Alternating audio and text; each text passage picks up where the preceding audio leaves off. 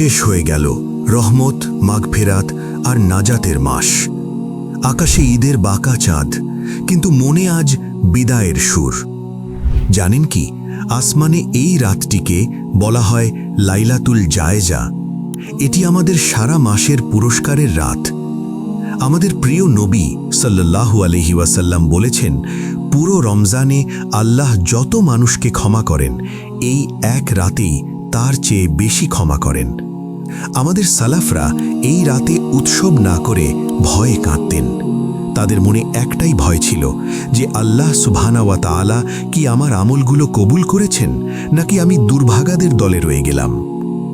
পবিত্র কোরআনে নির্দেশ দেওয়া হয়েছে, তোমরা রোজার সংখ্যা পূর্ণ করো এবং আল্লাহর মহিমা ঘোষণা করো।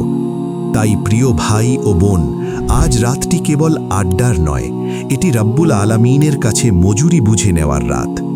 অবসরে মুখে মুখে তাকবীর পড়ুন, আল্লাহু আকবার, আল্লাহু আকবার, লা ইলাহা ইল্লাল্লাহু ওয়াল্লাহু আকবার। রমজান বিদায় নিচ্ছে, কিন্তু তিনি তো সব সময় আছেন।